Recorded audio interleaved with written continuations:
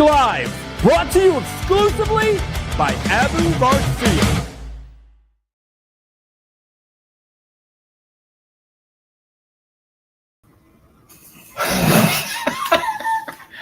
I can't even see with my glasses on anymore. This is getting ridiculous. He's fat fingering all the buttons. My fingers don't work. They're arthritic. I got so many problems. I'm only, how old am I? 50-something. 53. 53. And I have a lot of problems. Hey, everybody. How you doing tonight? I want to welcome you to a brand new Ike Live at the Bar. I hope you're having a wonderful evening. I know we are. We've got a really good show for you tonight, guys. We're going to be playing a little catch up with you on what's been going on around the neighborhood with us. We're going to be talking about ICAST a little bit. We're also going to be talking about the Junior Bass National Championship just took place down in Georgia, Clarks Hill. Good job to all the competitors. And we're also going to be chatting with Logan Latuso in just a little bit toward the end of the show. And I'm very excited for that because I do want to really understand what happened. So that's going to be a good segment as well. Let me remind you, if you're watching this show tonight, first of all, thank you for watching. It's a Monday. Got a lot of stuff you could be doing. You're hanging with Becky and I tonight. That's awesome. We really appreciate that. Also want to thank the sponsors that make this show possible. Abu Garcia, the maker of great rods and reels. Head on over to abugarcia.com. Check out some of their great products. By the way, if you're watching this and you're a swim bait angler, big glide bait, big soft swim bait, they got a brand new beast rod and reel that's pretty awesome. Just got a sample of one. Also, the Ike Series 3.0 available out now. Show is also brought to you by Tackle Warehouse. Everyone I know, even KVD, shops at Tackle Warehouse. Go to tacklewarehouse.com. Lots of exclusives over there right now, guys. I know if you were a fan of the Max Scent Flatworm, I heard a little birdie said that the smallmouth secret color is back in stock. I have to get my hands on some of those as well. Last but not least, brought to you by the Ike Foundation, getting new kids fishing one at a time. If you want to help get kids fishing, if you want to help try to get kids that are not necessarily traditional anglers out on the water, head on over to ikefoundation.org. Get some great info over there on how you can help. Is this camera really low? Camera seems a little low, but we can tip it up. There you go. Now it won't hurt my back as much. Now I can stand. That's better. Want to remind you I always try to highlight the drink of choice. And tonight, Becky spilled hers. Yeah, Beck just spilled hers. But tonight, at least, I'm going to start with a frosty beer. If you live in South Jersey, you know this one. This is a little beer out of Glassboro, New Jersey called Bonesaw Brewery. And this is Squeezins. Squeezins, one of my favorites. It's a citrusy, orangey IPA. Nice summer beer. So I'm going to be drinking some beer. And Miss Rebecca, what are you drinking tonight? Aviation Gin. Aviation Gin. Aviation Gin Martini. Aviation Gin Martini for Becky. Not Aviation Gin. Like it's cocktails called Aviation. Oh, it's the cocktail's called Aviation. I do not drink that gin. No, she doesn't drink Aviation Gin. Okay. First of all, cheers, guys. If you're watching out there, appreciate you tuning in. Said, what was the new rod and reel you talked about? The Beast? Oh, yeah. If somebody's asking about the rod and reel, yes. So Abu is launching. I guess it's relatively new or brand new. I should know the answer to that. I don't. It's a Beast combo, and they sent me the rod and the reel. As far as I know, there's a handful of actions. I got the 8-foot heavy with the 200 size reel. Has the oversized handles. I want to say it's like 7.3 to 1. Threw a couple big different glides on it. Spooled it up with 25-pound fluorocarbon and threw a couple different glides on it today, in fact, just testing it. And it feels really, really, really good. Very, very excited to actually put that to use. Hopefully I'll have a chance here in the next couple weeks.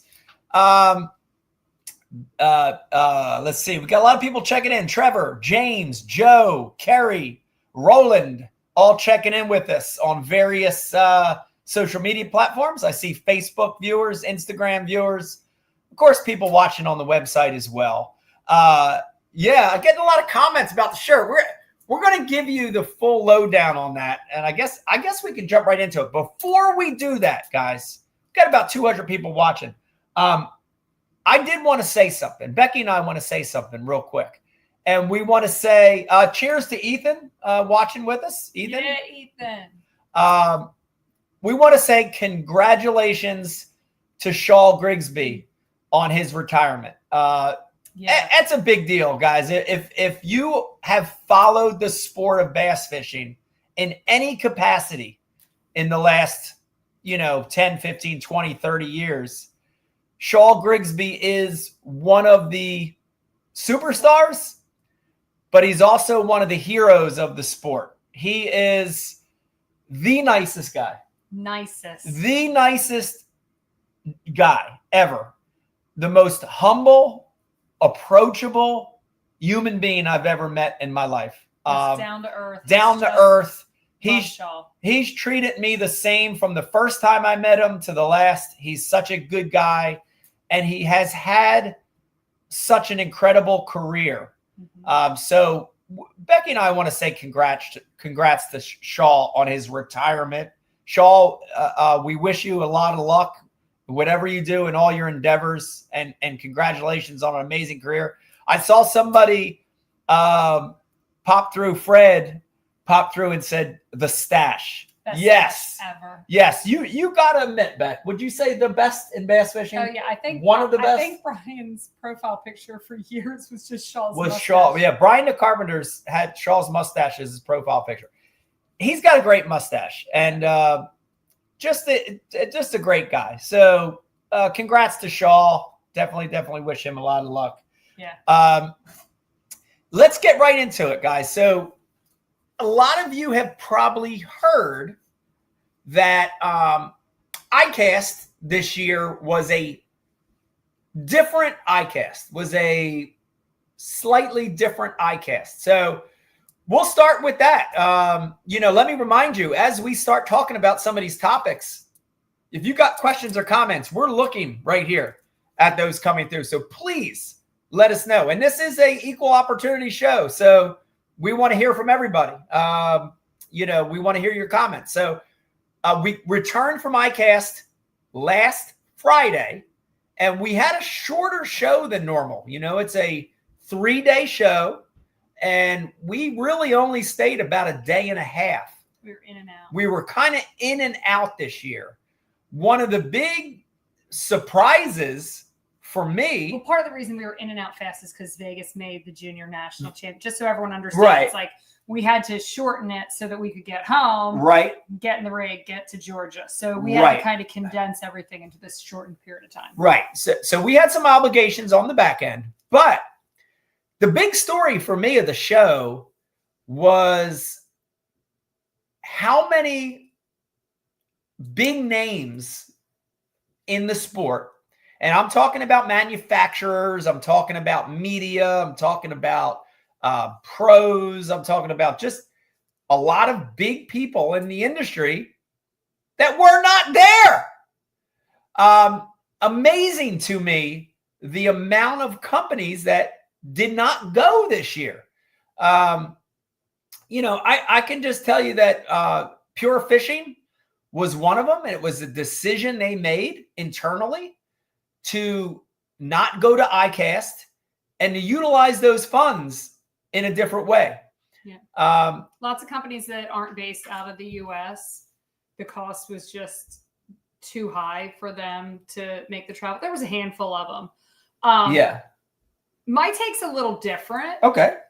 So I feel like when I first came around almost 20 years ago, ICAST was very much the place where everyone went to see the newest products, and the buyers came in and they bought the products there. They saw them, they bought them. Yeah. Think about this is like pre-internet, everybody. So you don't have all this digital age. You can't. I mean, we were faxing each other information. Yeah. Okay. So it was very much like a buyer's market, and the pros were there to just kind of like add that little extra to help that sell. You were associated sell. And you've used the product. You can talk about it a little bit. Okay. Describe the product. So very much like a sales show. Sales show. That's correct. It morphed through the years into more of an influencer show. So by the time ICAST comes out, most people already know what the products are. They've already bought in. Like, yeah, there's still some buyers meetings that happen, but it doesn't seem to be like the whole show. It was more of this influencer thing where everyone was there getting content. Maybe not influencer, but content. It was all about content. So the pros are getting content. Tackle Warehouse is getting content. Like every website's getting content. Right. They're getting more information. It's like all the schmutzing, but less buy-in. Yeah. You know what I mean? Yeah. Like to jazz it up, zhuzh it up. Zhuzh it up. So now I have to say I'm confused with exactly what ICAST is, because I don't really feel like it's either one. So I'm not sitting here telling you that it's dead. I'm telling you I'm not actually 100% sure what it is. So from what I saw, way less people walking the aisles. We've been there a lot less years people. past, and it was light. Every who has a YouTube channel with 2 followers, and they have a badge and they're in there. You know what I mean? Yeah. But every booth I went to, like everyone that we work with, said they had the most amazing meetings. It was the most productive ICAST they've had in a while. So maybe they weren't being bogged down with all these people coming through saying, hey, sponsor me, or what are you laughing? What am I not reading? Anyways, no, I read something that I'm laughing at. It's no. So to me, I feel like there was way less pros there. There were so many people who didn't come. Sponsors didn't care. Less sponsors. They didn't come. So is it going back to like a buyer show? You know, I don't know. I don't think it's gone back to a buyer show, because I've talked to a lot of people there that said a lot of the buying happens outside of ICAST now. It happens before ICAST. It happens, you know, through other means. So I don't know that it's becoming a buyer show. I think you hit it on the head though, Beck. Times have changed, right? And ICAST has not necessarily changed with the times. So what ICAST used to be, I don't know that you necessarily need that anymore. Technology and the internet and all these other things have really, I think, stymied the way that ICAST traditionally operates. So I think that's part of it. The other thing, guys, you got to admit, any public show, whether it's a consumer show or a business show, has not been the same since COVID.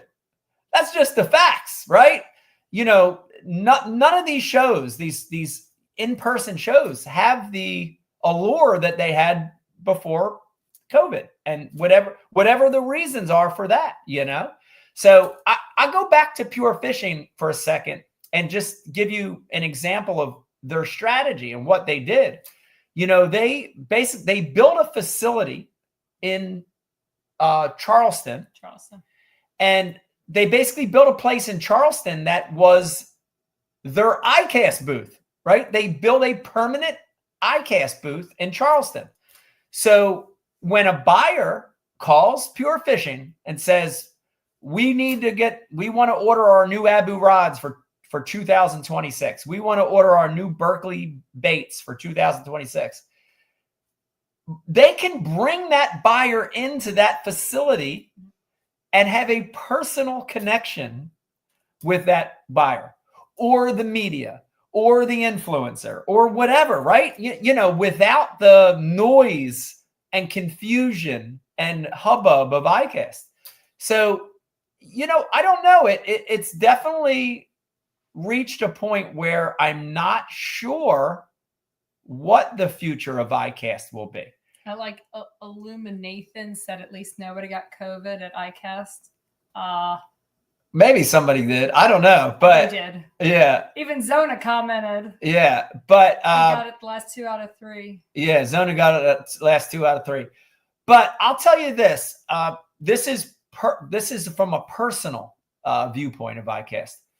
I've been at every ICAST minus COVID, every ICAST since 1999. It's a long time, guys. I'm old. I couldn't imagine not having ICAST. I would miss it. I would miss seeing people and going and trying and working and trying to do my part with helping my sponsors. I like that part of it. So I would miss it. I can definitely tell you that I loved when ICAST went to Las Vegas. I loved when ICAST went to Las Vegas. In fact, I met Becky at ICAST in Las Vegas. So we named our kid Vegas. Yes, a long, long, long time ago. Thus the name Vegas. You know what would be the most coolest thing ever? The most coolest is if ICAST just became this huge, fun, just a party. Yeah, just a party. But not like you have to drink party. Like they still get just the expo party. And we all play games. Like you dress in like those sumo outfits, and you like Mike and Kevin could literally sumo wrestle in the things and the obstacle courses, or you could just hang out and mud wrestling. Have a hot dog together. We could have hot. I have to tell you, that's my favorite part about ICAST. It's all the people I never get to see. Is there a fruit fly? No, there's fruit fly. I never get to see anymore. I get to see them once a year at ICAST. Guys, how amazing would that be? A festival, carnival atmosphere at ICAST. The headliner, adult influence. The headliner of ICAST would be Bill Dance versus Jimmy Houston versus Roland Martin in hot Earl oil wrestling. Yes. Put them in a baby pool full of hot oil and have them wrestle. How are we going to wrestle? It's like the Coliseum. They used to fill it with water. Can ICAST just fill it with water? Can I tell you something about the ICAST building, though? It's like a freaking 100 degrees outside in Orlando, and you walk in, and ICAST is probably 40 degrees. Zane, what's up? Yeah. Diddy can referee the hot Earl wrestling. Do we have we need a Diddy of bass so good. fishing. Yeah, so I don't know. I think we're joking about it, but I think that ICAST needs to adapt somehow. They have to wrestle and gulp. They have to wrestle and gulp. That would smell like shit, but it would be fun.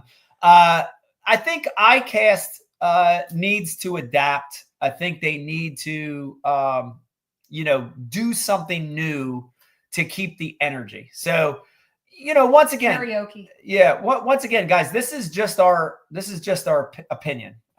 Jimmy checking in with us. This is just our opinion.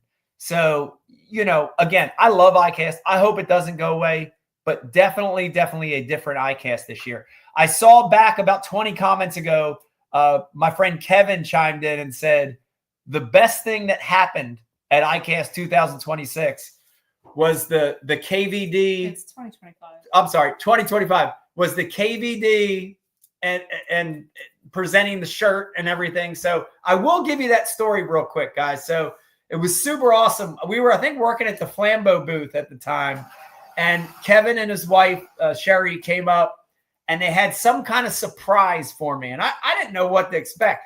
I thought maybe I was going to get punched in the face or slapped or have a drink thrown in my face. I didn't know what was going to happen. But Kevin presented me this T-shirt. It fits fabulously, by the way. And can you see that? Yeah. What's it say there, Beck?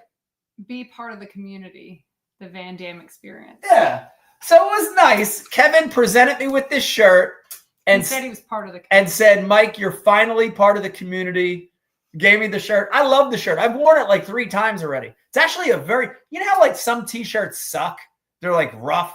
This is actually a very, very nice shirt. It's soft. It's got a good feel to it. And by the way, if you haven't watched Kevin's show, I tuned in for a couple of them.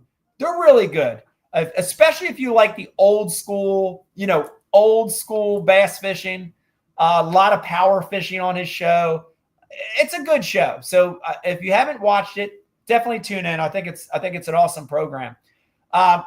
We're going to move on, if there's no more comments about ICAST, to the Junior National Championship, the Bassmaster Junior National Championship that took place last week on Clark's Hill Reservoir on the Georgia-South Carolina border. All right, if you're watching this right now, we got about 500 people or so watching. If you're watching this and you're saying to yourself, what the hell is the Junior National Championship of bass fishing? Guys, the best way I can describe it, it's kind of like, if you watch like junior national championships in other sports, exactly the same. So the World Series, the Little League World Series, very similar concept.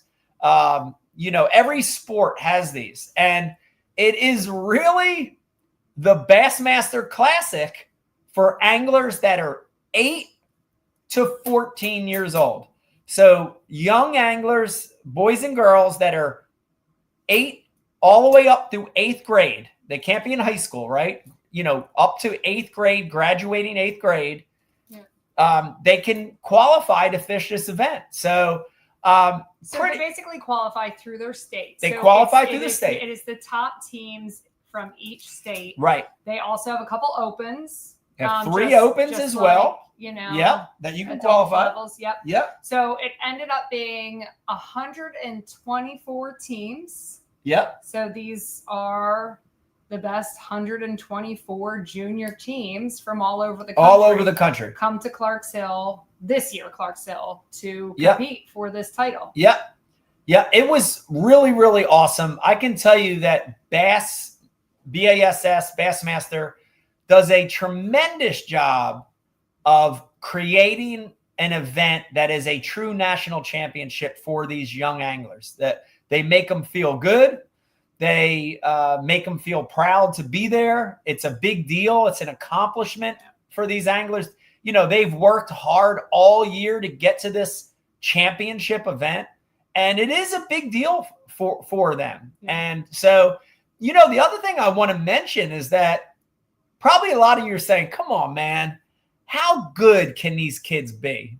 They're 8, 9, 10, 11, 12, 13 years old, 14. How good can they be? There was a kid with a beard. There was a kid with a beard. He was a 14-year-old with a beard. He was bigger than me and taller than me, and he definitely had a full beard. But highly impressed. But I want to tell you that the crop of young anglers that we have right now in bass fishing, in the sport of tournament bass fishing, is some of the best, most talented kids I've ever seen in my life, man. And I'm very observant. Like, I'm watching them in practice. I'm watching them during the event. I'm looking at the other boats and watching their body language and their mannerisms and the way they're fishing, the way that they're moving, the way they're casting. Dude, they are good. They are really, really, really, really good. So they're amazing. But here's the other thing that I love about this event that you don't get at Opens, Elites, any of that. I don't know about high school, but at least for juniors, dude, all these kids are so excited to be there, and they're so excited to meet each other. They like to meet each other. Like, they're there. There's camaraderie. Yeah, they're there to compete, and they're there to try to catch fish. But at the end of the day, they're like super excited to meet other kids from other states. It's so cool. And so many of them follow each other on social media. So this is the first time actually they're face to face. They're like doing the thing. They're like, here's my handle. And they're exchanging information. It's such a cool vibe. I mean, I know from living in New Jersey, Vegas doesn't have a ton of like uber fish head friends. They're very spread out.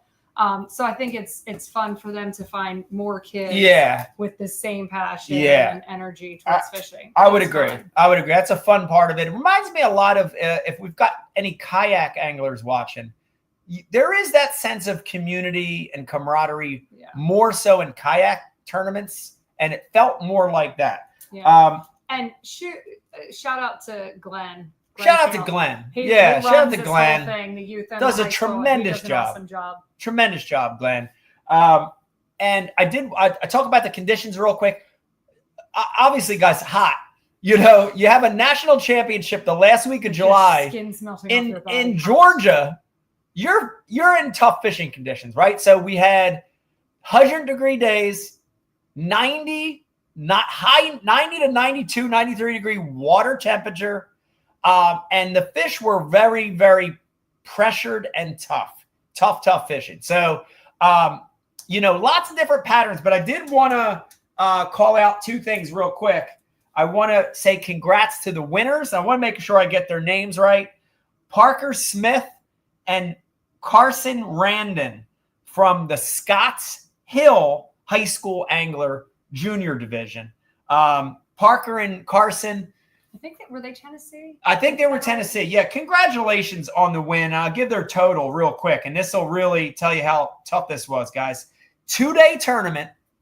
They decided to make it a 3-fish limit, not just because it was tough, but also to keep the fish alive, right? At summertime events, the health of the fish. So they won with 20 pounds, 7 ounces. So they won with 10 pounds a day for 3 fish. So 6 fish. Yeah, 3 fish each day. So you're talking about, 10 pounds a day, right?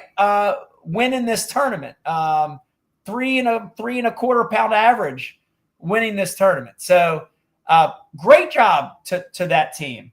I do also, of course, we want to shout out our son and his partner representing New Jersey. So our son Vegas, the Hammer, and his partner Wally Peer. And they were definitely a fun team to watch. Definitely different styles, different ways to fish, but they worked great together. And here's the thing that I leave with in my mind that I told them in the beginning, like, learn something, have fun, make those your goals, right? But guys, they embodied the spirit of never give up more than I've ever seen, anybody ever do it, even me. They had a really tough first day. I think they caught 4.5, almost 5. It was 4.13 or something for 3 fish, basically 3 little spots. The next day, I think Vegas caught one bigger than the entire first. Yeah. In practice. Yeah, Vegas caught like a 6. It was disheartening because they were a little sad. They were sad because they had a good practice, and it's tough and things changed a little. And the second day, they were determined to have a rally, to have a better day. A lot of times you get depressed and you have a bad day, and it's real easy to just shut down, shut everything off. I know, guys, trust me. I know. I do it myself, okay? I know that feeling of wanting to quit and wanting to, just give in, right? But I watched those two work really, really, really hard the second day. And they were able to. Taken Vegas a few hours to get his. But once it started rolling that second day, it was really fun to watch, guys. And they ended up tripling the amount of fish they caught. Vegas ended up catching a big, almost 4.5, a 3.5. Wally caught a nice 2.5. So they had a better day, almost 10 pounds on the second day. Second biggest bag of the second day. Rallied back to finish in the top 20 in 19th place. So congratulations to Team New Jersey. Yes. And all the competitors down there. Real quick, before we get off that, if you're watching this and you have kids or you have nephews or nieces or you have neighbors or whatever, dude, look into this program. Look into the junior bass divisions for each state. Every state has them. Just use the Google machine. I promise you guys, it's a lot of fun. As a coach or a parent, it's one of the most rewarding things you can do.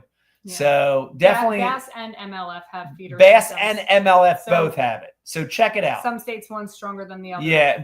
Wild Bill checking in with us saying they had the second biggest bag to slide in the 19th day. We love you, Wild Bill. Thanks for that too. Yeah, he had a nice post for Vegas too. Yeah, very nice post. We've got a lot of people checking in with us now. We're up to about 500 people. We got John and David checking in with us on the different social media platforms. I'm going to send a message here real quick to Logan, and we're going to get Logan Latuso guys on here in just a minute. And we try to talk fast. So we try to talk fast because this, to me, if you've watched some of the other Ike lives, it's really important for me. I want to hear it from the angler, right? I hate to hear stuff like secondhand because I'm guilty of it. Becky, our kids are guilty of it. Like, you look at something on social media and you don't know what to believe. You hear all these different viewpoints, right? You hear this guy saying this guy saying this league saying this. So I love when I can get to hear it from the person that is going through it. I want to hear exactly what happened. So we sent him a text real quick.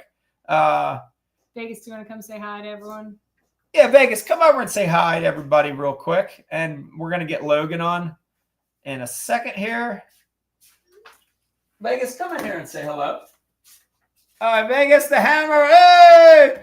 It's got a, they call this, what do they call this? An ice cream? Or no, that's not an ice cream. No, he doesn't have the ice cream. But he has a lot of, I actually got a lot of, I got a lot of hair going on here too. So just to let you know, guys, don't worry. Vegas and I have a barbershop appointment Thursday, 2 and 2:30. Oh, he wants to know what he should do to his hair. So if anyone, if anybody has ideas for Vegas's hair, please send them through. But anything you want to say to people about the Junior National Championship last week? It was a great tournament, great comeback, Vegas. Yeah. We love you. Good tournament. Good tournament. Okay. All right, that's all you want to say. All right, get out here. All right, that's enough. All right, hit the road. All right, and Estella's going to check in with us real quick, and then we're going to get Logan on. Hey, Estella, just say hello to everybody. All right. Okay. All right, there you go. All right, guys. A little check-in from the kids. Joining us now, I'm going to patch them through. We've got Logan Latuso joining us. Of course, Bassmaster Elite Series Pro. Definitely interested in hearing what Logan has to say. What's up, man? How you doing tonight? How are y'all? Doing good. How are y'all? Good. Good to see you. Thanks for coming on the show. Oh, thanks for having me. I appreciate it.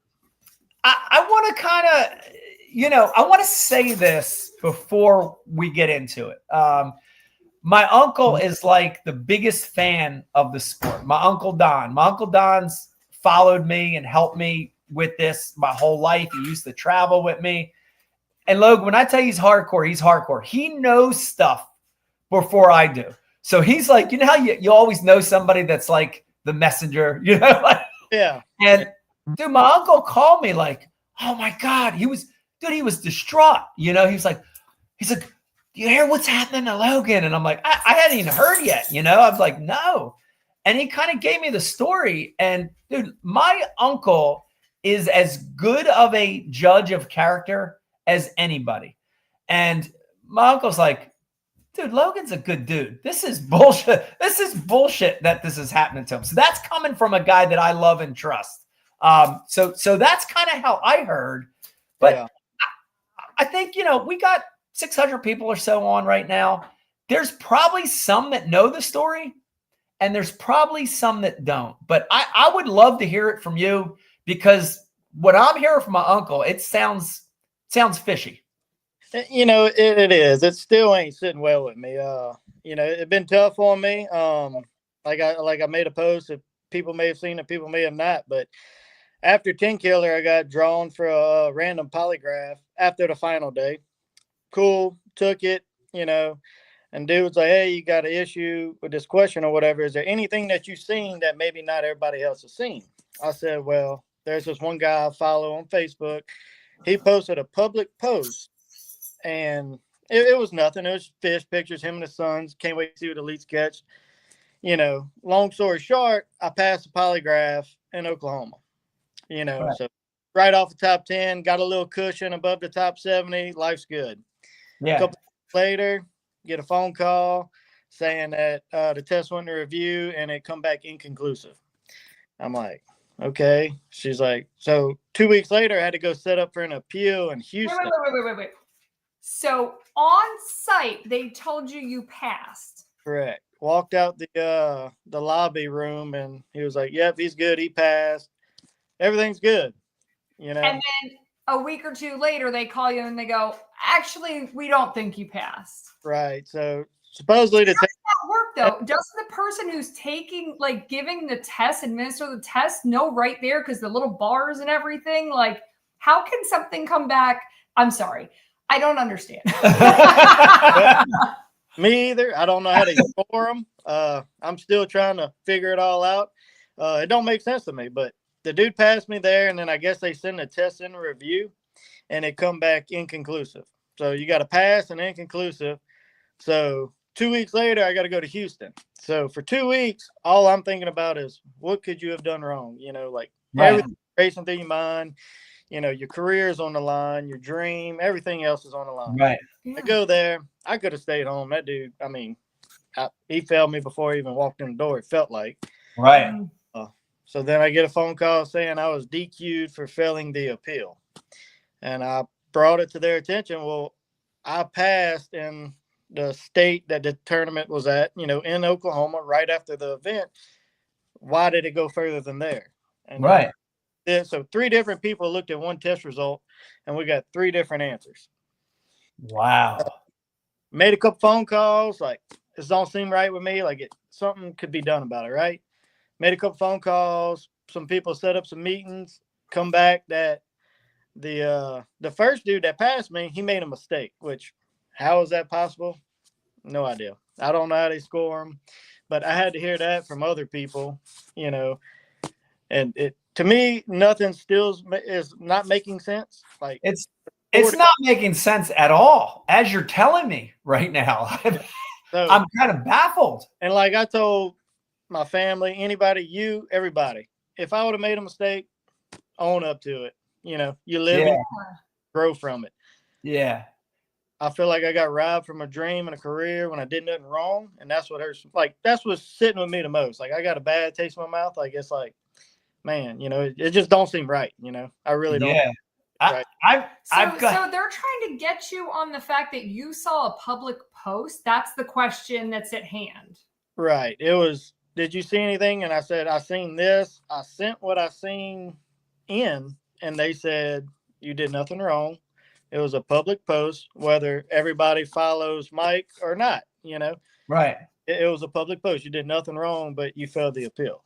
I'm like, well, what about the pass? And then it come back to, oh, well, you didn't pass. The dude made a mistake. I'm like, well, he's a professional polygraphics. I don't know how they score him or whatever, but yeah, that's when it got sketchy to me. It got real sketchy when the pass came back as a mistake, but I had to hear it from others. I don't know. It's just, it ain't sitting well. Like if they saw the post, they said it was public. Yeah. You admitted that you saw it. It was public. Yeah. I don't even understand how you can fail. Like, yeah, because there's nothing wrong mind, with that. It's like a double negative.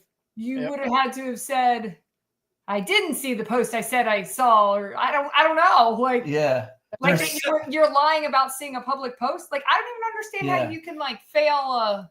This has me so frazzled because there's so many questions that, that happen. The first one is, and I want to remind everybody that polygraphing is a system that they use to try to keep us in check. But it is not it's not in a court of law. You can't use a polygraph. You can't use it because it still is pseudoscience. Okay, I got to say that because it's the truth. It's not 100% accurate at all. Whether you're telling the truth, you're not, or anywhere in between, it's not accurate. But I don't understand how you pass, and then they say he made a mistake. That is strange to me. Well, I don't think I've ever heard that about a polygraph test. Can I tell you something? And I'm not just talking about in fishing. I'm talking about Judge Judy, like anywhere. I've never heard that. Yeah. I'm going to say this, and I'm probably going to get beat up for it, but if they say you passed and then 3 days later, like if I was a business and you took a polygraph at my business and you passed, and 3 days later it comes back and it's like, this is inconclusive. The thing that would go off in my head is, dude, I look stupid as F if I now tell him that he passed, the polygrapher said he passed, and now something says inconclusive. Oh, let me bring that forward and have him do it again. Like, I'm thinking about it from Bass's perspective. Like, I'm not trying to say they're not trying to get to the truth in their minds. They think they're doing the right thing, blah, blah, blah. But there has to be this light bulb that goes off in your head that goes, we already have this issue with so-and-so being DQ'd this year, so-and-so being DQ'd, so-and-so. And guess what? Social media really isn't loving us right now. We might look stupid if we tell Logan he passed. Oh, no, wait, 3 days later, this looks, I'm just saying from a PR standpoint, I don't know if this was like, just a whole different perspective. Yeah. But like if I were Bass, would have been like, let's just mosey down the road with the way this all, I don't know. So Logan, the polygrapher, Mike's like, shut up. no, the polygrapher in Oklahoma was a different polygrapher than the one in Houston. Correct. Yeah. So the polygrapher in Oklahoma was a professional polygrapher in the state of Oklahoma. He told me he did polygraphs in the court. He don't do anything but court case polygraphs or whatever. Like, that's all he did was professional polygraphs in the state of Oklahoma. We walked out the room together and he said, yep, he passed. I said, I passed. He said, he's good to go. I left. Right. Went about my business, Right. Great. Just had a top 10, got some points. Life's good. And 3 days later, I get a phone call from a different person that looked at it. Then I had to meet a different person in Houston, So Was the polygraphing process that you underwent in Oklahoma exactly the same as the process you went through in Houston? it was a lot shorter in Houston. I mean, the dude in Oklahoma was actually like talking to you, trying to get to know you. Yeah. Working. Baseline. Yeah. I guess doing his job, working with you. And when I was in Houston, I guess the dude knew everything and knew it'd come back or whatever. And he was just pretty much like, ask me the question. He's like, yep, you got an issue. If you don't tell me what you did wrong, I can't. Yeah. I was like, well, dude, I did nothing wrong. Like, right. And I do want to. Why Houston though? Why? Just because you're close to, was that the closest location, or they just said Houston, or they said Houston? I drove to Houston. I could have drove to Birmingham. It really didn't matter to me. But right. And on 4th of July weekend, so that's interesting. Well, I do want to say this too, that I've been through so many, Logan, I've been through so many polygraphs in 30 years, but I've had a very, very similar situation to this where I had to drive to Birmingham to take a polygraph. And, the weeks leading up to that, even though I didn't do anything wrong, I know I didn't do anything wrong, there is a lot of anxiety and worry, that's built up during that time frame, and I know for a fact, and this was one of the things that we talked about with Matt Herron, is that, those things can create a lot of false readings on that polygraph as well. And you didn't do anything wrong, but internally you're a little anxious or something, They're supposed to ask so many They questions are. because they have to get a baseline. Correct. Like, what's your nerves? That's Because correct. you're being polygraphed, and then what's an actual lie? Right. Those 2 weeks leading up to it, it was like, you run every situation through your head and the anxiety building up, your fear of your career, your fear of failing. Like, I mean, it was a lot. It was a long 2 weeks. I don't know if I would have even been able to say my name. Right. I got put in the back of a cop car once when I was underage, and I couldn't even tell my name. I didn't know my name. Yeah. I want to go back on some of these comments real quick, Logan. We, undoubtedly, we have so many people saying. And somebody did ask. Logan did show the post. Somebody had asked that. Yeah. They must have just chimed Yeah. in. He did show the post that was public. Yeah, we got tons of people chiming in saying you got shafted. This is wrong. You've been wronged. Logan's as solid as they come. A lot of support here tonight on this board. But the one comment I want to find it. this is from Eric. Where did that just go? This is from Eric. Says, why doesn't the appeals process involve some kind of angler's board? Is it just 100% polygraphs? Was that ever an option? Like, as this was happening, did the angler group that we currently have, did they ever come to your rescue, or were they ever involved to help mediate this with bass? Yeah. So I called head of our angler board and I said, hey, this is what's going on. I do not think it's right. What can you do to help me? Right. He set up a meeting with Bass and, said, hey, I heard this from him. And then that's where I had to hear it from him that it came back as a mistake. I never heard it from Bass. So that's what gets you to me, Right.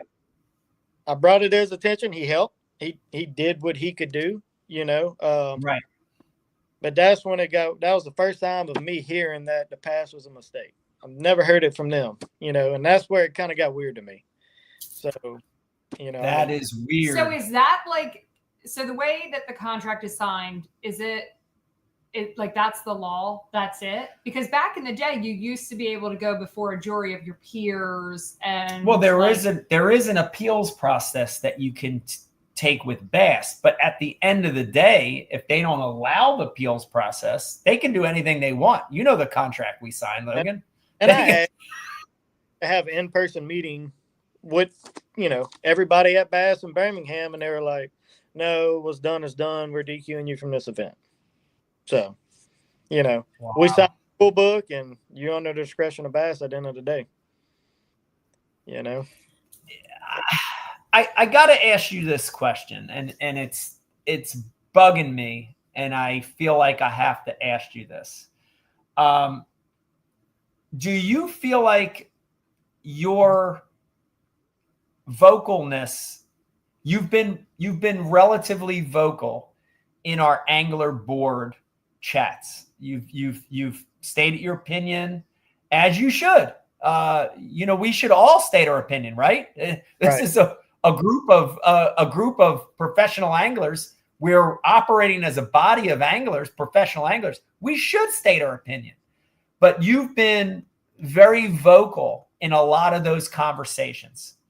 I said this early on in one of the messages that went back and forth. I don't know if you remember this, but I said, I was kind of like tongue in cheek. I said that anything that gets put on here, that it's going to go back to Bass, at upper management of Bass. And it does. It does, right? 100%. There is someone there.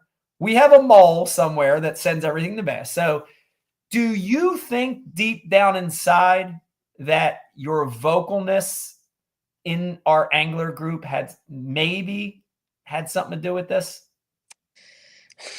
It's hard to say, part of me says, yeah, part of me says no, it's kind of, 6 one way, half a dozen other, whatever way you look at it, Yeah.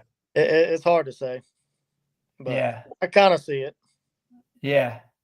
Yeah. I mean, that to me was kind of one of the first things that I thought of, like, is this punishment, or is this retaliation, or, because just the other things aren't lining up to me. It just doesn't make sense. Well, who else to go through this? He's one of the most vocal people. Right. Yeah. Right. Yeah. And again, like, there's never been an air around you, Logan. Like, we've had anglers in the past, and we have anglers fishing this league, other leagues, that have a cloud that follow them, whether it's right or wrong, right? There's a cloud following them. You have never had a cloud. You haven't even had a dewdrop over your head. You're straight. You're from Louisiana, goddammit. You're straight. You're straight as they come, That's what makes this even more shocking for me, And the way the rules are, they're real gray, it. I could look at it this way and be like, the fear to fail, worry wart, and then somebody could look at it and be like, I didn't kill him, the bullet did. There's two different ways people look at this. Right. Everybody's different, but do I think it could have been handled in a different way? Yeah. You know, Yeah. do they handle it right? No, you know, but Yeah. that's me, you know. Yeah. It's still just a really, really strange story. Yeah. One where kind of things don't add up perfectly. So I guess two things. I guess, is this totally a done thing? Is there anything else that can be done? Any other secondary appeal process or anything like that? Or is that it? No, I tried. Pretty much what's done's done. Their mind's made up. It don't matter how many phone calls I make, who I talk to. I mean, I could have a meeting with the president tomorrow, and what's done is done. They're not changing their mind. They're set in stone on it. So, Right. this whole situation is done to them. Yeah. Yeah. And then I guess the second question is, where does this leave you, Logan? Like what's your mindset now on, you know, the future, you know, the next couple events, the rest of the year, next year, like what's going to happen? So I mean, man, I got charged with a fine for failing to appeal. And if you don't pay the fine, you can't fish the next event. Well, you know, I called all my sponsors, talked to everybody, family, friends, sponsors. They were real supportive. You know, I thank every single one of them. And I said, man, if I pay this fine, I'm admitting to something I didn't do. And that's what sat with me the longest. You know, if I paid it fine, I'm admitting to something I didn't do. And I don't want to do that. And after talking with everybody, I had some sponsors step up. You know, they said, hey, we want you to finish a year. They paid the fine. So I'm gonna give it a finish a year. I think I did the math. I need like 2 top 30s. It's doable to requalify. And you know, if I do it, I think it'd be like good for me. But you know, at the end of the year, you know, we'll have to just decide where we go from there. You know. Yeah. It just got a bad taste in my mouth right now. You know. And I can imagine. You know, I don't know. That's just something time will have to tell. Right. I can definitely understand that. And, you know, that the feeling of paying that fine, you know, Matt Herron, that was, again, another reason when we had him on the show talking about it, he gave the same exact explanation. He was like, I'm not paying that fine. I didn't do anything, you know? So I understand that. Man, Logan, I want you to do so good in these next 2 events. Like, oh, I do. Trust me. I'd love to go win both of them just to, you know.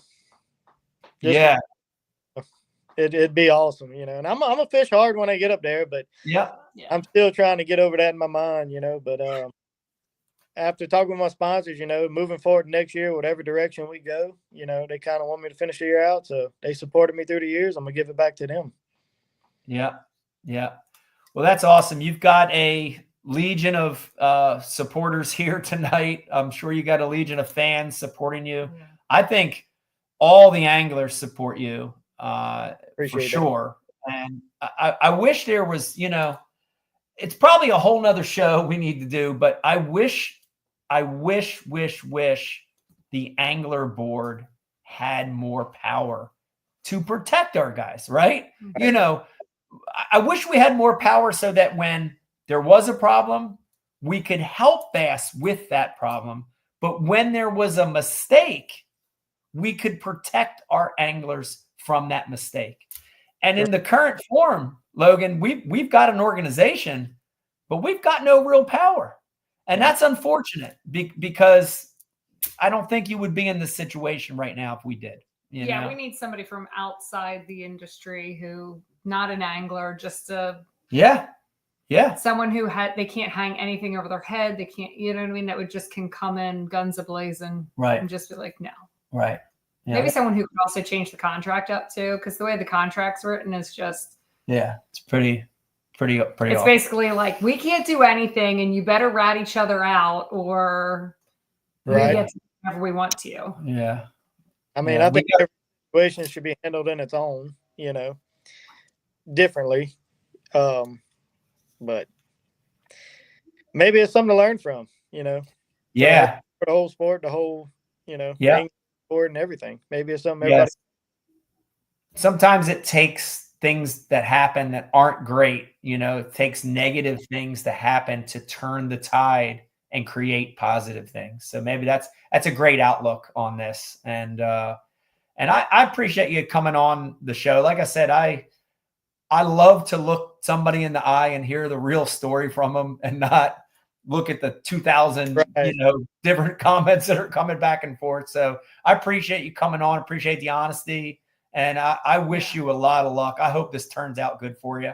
I hope you're back out with us next year for sure, 100%. And I did see a comment that said Trump should pardon you from this, which I agree. I would agree with that comment too. Me too, but I think it overweighs the power of Bass. Bass might overrule it. Bass would overrule Trump the way the contract's written. Well, then you call it Elon and you have Bass Doge. Bass Doge. Yeah, Bass Doge is next.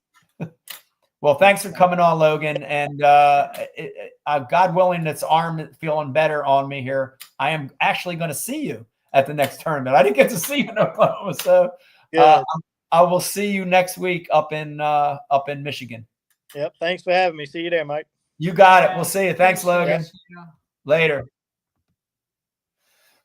Wow. That, guys, you heard it here live. I still don't get it. I don't understand how. We've got a lot of Facebook hookers hijacking our. I know. Karen. Karen's a hooker tonight. Yeah, we got a lot. Karen is the hooker. Karen. Do not befriend her. Do not befriend Karen, guys, unless you're looking for a hooker.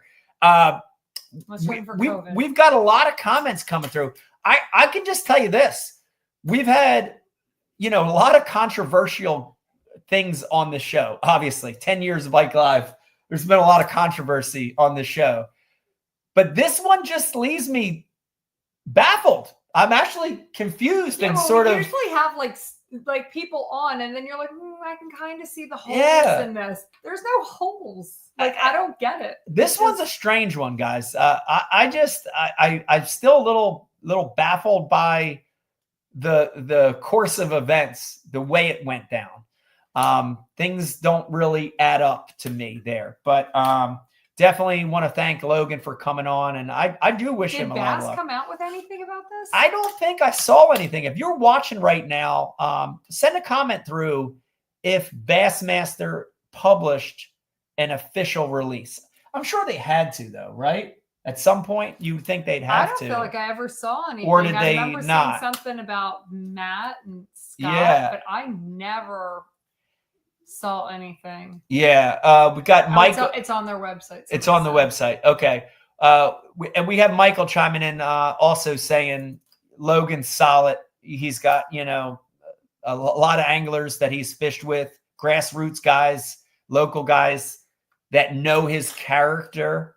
And this is not right. I've heard that from so many people, guys. Like I said, some guys have a cloud around them. Logan does not. He's as straight and as solid as they come. There is 100% nothing wrong with looking at Facebook or Instagram and seeing a public post. If somebody's holding up some fish, you're not going to get any information from that post anyway. So there's nothing wrong with that. So if that is the issue at hand here, I think it was handled in the wrong way. That's not right, So trying to read some more comments. If anybody has any more comments about this situation and Logan, please let us know. I want to thank everybody too, real quick. Beck, we had 650 some people tonight on a Monday. Monday's tough. It's back to work night. Hopefully you guys are having a drink or a beverage or adult cocktail with us. Cheers if you're watching. I have my Shake That Bass. Mm-hmm. It's a pretty cool hat. Becky got that hat. It sits real high on her head. Yeah, if you're from the 70s or 80s, you remember these styrofoam style caps, the little rope on them.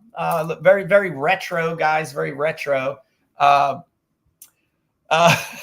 There's some good ones coming through. Yeah, Steve saying crazy. Bass did. Jeff saying Bass did, but it was not a major release. They posted something and kind of buried it. Look at this. It's the Nickelback song. Look at this photograph. Every time I do, I fail the polygraph. That's so good. Thank you. Steve commenting, we need a union. Yes, Steve, we need something. I don't know. I don't know if union Try or to get them together. group or alliance, allegiance, something. We need something. Sean, what's up? Checking in over on YouTube tonight. That's awesome. We have a very, very busy couple weeks coming up here, Beck. We've already had the I know. We're tired and we can't stop. We got to keep going. Of course, the Bassmaster Elite Series on St. Clair, followed by the Bassmaster Elite Series on the Mississippi River. They're coming up in just a few weeks.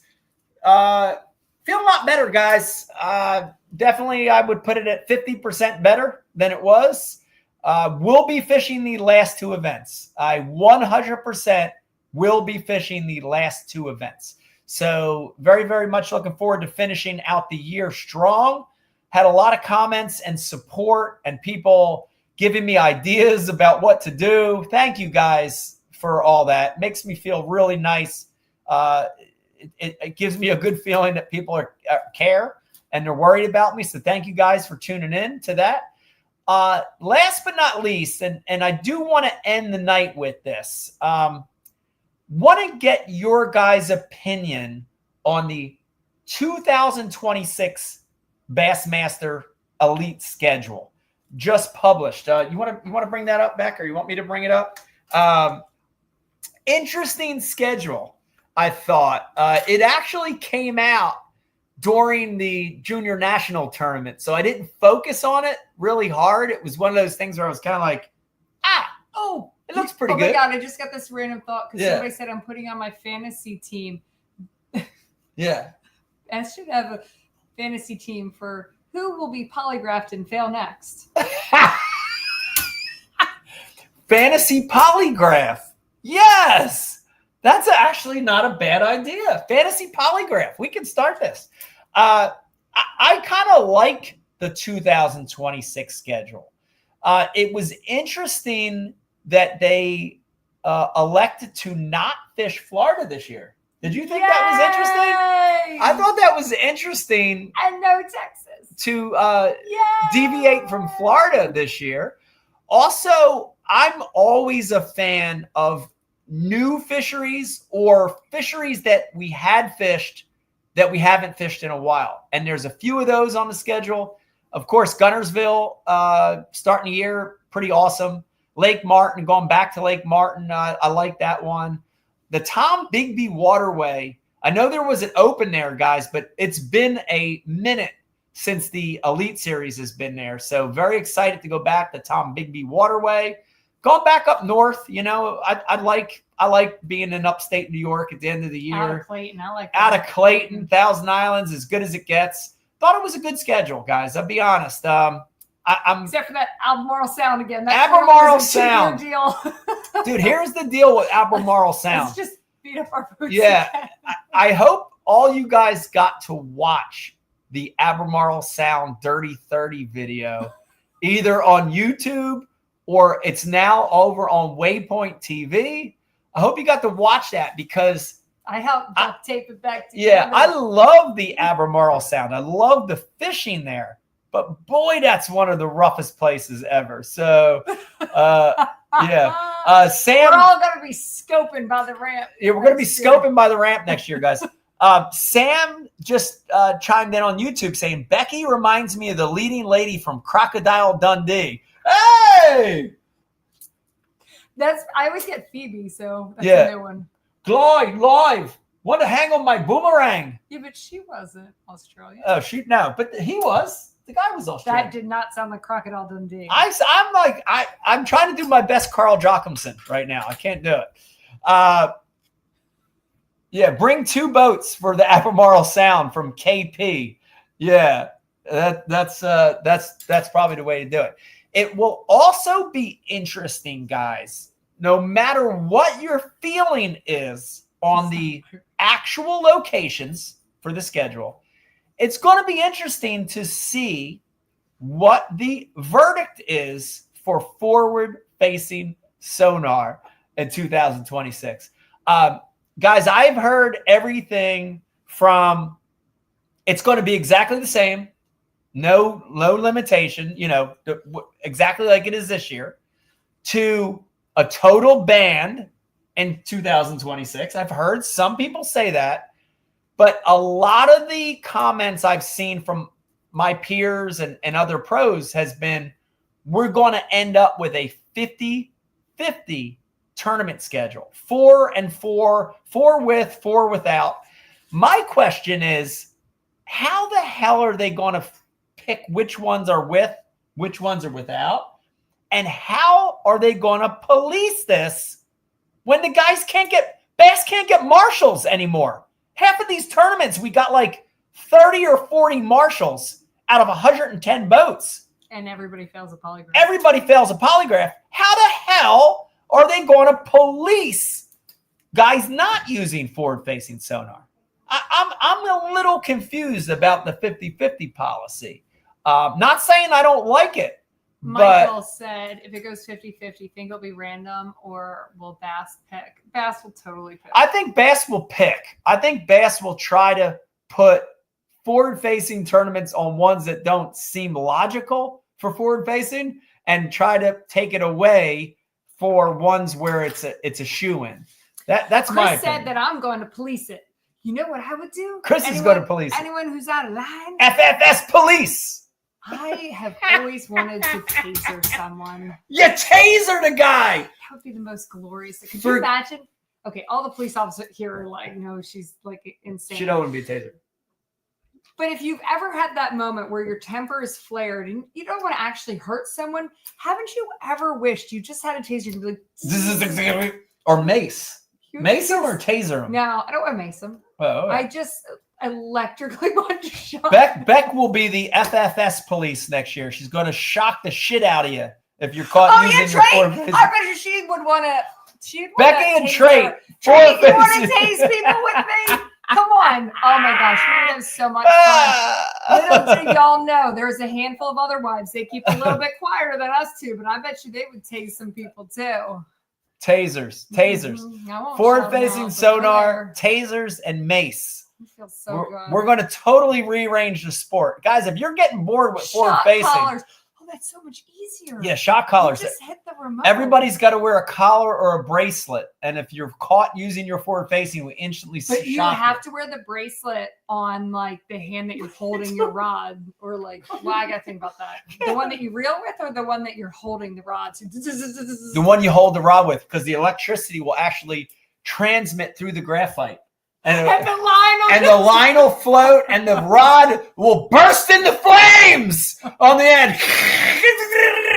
You want to talk about shaking a minnow? That'll shake a minnow. You might actually catch a fish. Yeah, you want to shake a minnow? I'll show you how to shake a minnow. I'll shock your ass.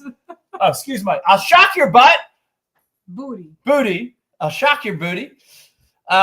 All right, I think we're getting a little overboard, guys, as usual. It always happens at the end of the show. I don't know if it's hysteria or the alcohol kicking in. Chris is right, though. This would be good for ratings. It would be great for ratings. Yeah, you guys are getting bored watching someone's butt the whole time. Let's shock the crap out of these guys, I think it would be good TV, for sure. It'd make for great TV. In the background, I'm going to play music, and I'm going to see if I can tase them to, like, the beat of the music. Yeah. Come on, Quincy. You want to come up here? You want to say hi to everybody? Come on. Come on, Quincy. Come on, Quince. You want to come up and say hello? Come on. We finally got there's a Quincy dog. There's one. There's the little one. There's a Quincy dog. The little one. You want to come up, Pete? These are our beasts. Quincy, oh, Quincy the Black Pyrenees. I can't even lift her up. I didn't realize she's like 50 pounds. I got a bad arm. I can't do that. Want to thank you guys for tuning in tonight. Very, very fun show again, as usual. We love these Ike Lives at the bar. Becky and I love them. We feel like we're hanging out with you guys. So thank you for the comments. Thank you for checking in. Thank you for hanging with us on a Monday. Definitely want to thank Logan Latuso for joining in and giving us the real scoop. Thank you, Logan. Giving us the real scoop of what happened. We appreciate that. Also want to thank our sponsors. Of course, Abu Garcia, the maker of great rods and reels, head on over to abugarcia.com. Also, the Ike Series 3.0 officially out, rods and reels. Also want to thank Tackle Warehouse. Guys, lots and lots and lots of exclusive colors over at Tackle Warehouse. You can't get them anywhere else. Go to tacklewarehouse.com. Check those out. Last but not least, the Ike Foundation. Yeah, for all of our local Philly folks, we're going to be hanging out with Ron Jaworski tomorrow morning. Oh! His foundation That's is cool. supporting the Ike Foundation, helping us get more kids fishing in this region. It's very, very cool. Areas. So super excited to meet him, hang out, and we've got a whole barrel of young kids that we're going to take fishing tomorrow. It's going to be a lot of fun. It's going to be a lot of fun. Thank you guys for tuning in, and we will definitely see you at the next one. Do you fish for excitement? Do you fish for passion? Do you fish to get outside?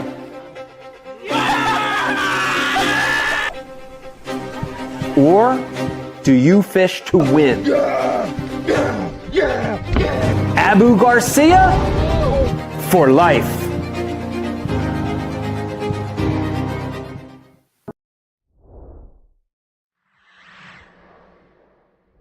You guys know I'm a power junkie, not just on cranking, but on my trolling motor batteries. The days of running 2, 3, and 4 batteries is over. Guys, we've got this new system, and this is going to be what I run. We've got a 31 that will run everything in my boat electronic-wise, 1 battery. We've got a 36 that will run my trolling motor all day, 1 battery. Last but not least, we tie it into 1 charger, charging both batteries, and we've got an amazing system. Tie that into 3 posts, little visual indicator, Bluetooth, NEMA. You add all those things together, and you've got a system that's going to change the game. Check this out. It's the brand new Pro Guide batteries and charging system. It's a game changer.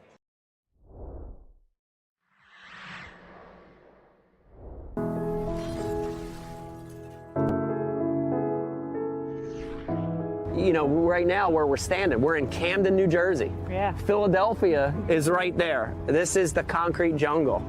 And, you know, a lot of those kids, as they grow up, they don't fish. It's interesting because they're surrounded by water, you know, the Delaware River, the Schuylkill, ponds, city park lakes, but they don't have the influence to cast, to fish, to have a rod and reel.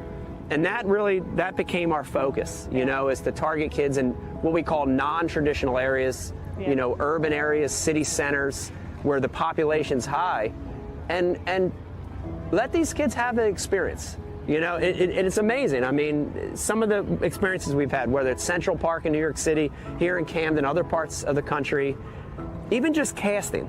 Yeah. It's unbelievable to see it, isn't it? Yes. It's unbelievable. Yes. And you know, you see these kids have this experience they've never had, and they light up, you know? The big thing, I think, for the Ike Foundation is we're not saying we want all these kids to become professional anglers. No. It'd be great if some of them did, but we want them to have that fishing experience because it ties them to so many other positive things. The outdoors, nature, conservation. Ecology, you know, all these amazing things in life that maybe they wouldn't have been exposed to any other way. We're trying to help with that. So it's important. It's important for us. Yeah. We're proud of it.